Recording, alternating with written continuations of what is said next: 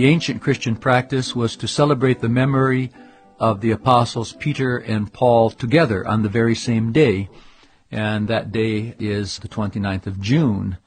And we reflected about Peter, how we understand Peter and how Peter was understood in the ancient Christian church and how Peter is understood to this day in the Eastern Orthodox Church, which is significantly different from the Roman Catholic Church on this point. But what we want to do now is to think about the Apostle Paul and then to see how he is related to Peter.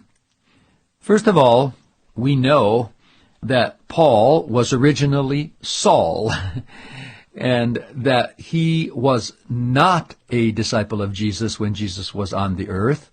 He was certainly not one of the apostles. He's not one of the 12.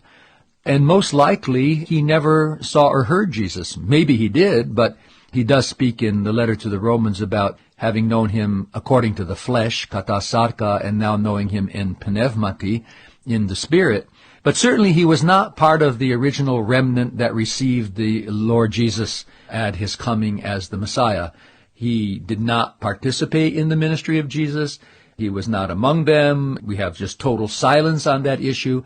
But what we do know, where the silence is broken, is that Saul was a persecutor of Christians.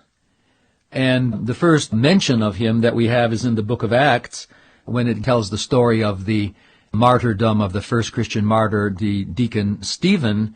And Stephen is stoned to death for being a Christian and teaching the Christian faith, and he has the vision of the risen Lord.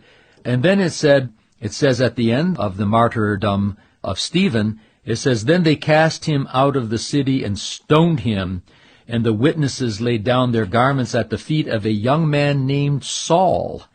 And as they were stoning Stephen, he prayed, 'Lord Jesus, receive my spirit.'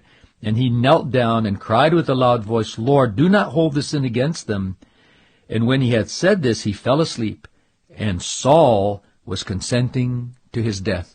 So the most amazing thing is that the man who will become the superlative apostle, the greatest early Christian missionary, one of the Coryphei, together with Peter, the leader of the 12, one of the chiefs, the leading apostles, the foremost apostle, all laudable and preeminent apostle, started off as the persecutor Saul, who was part of the gang that murdered the first Christian martyr.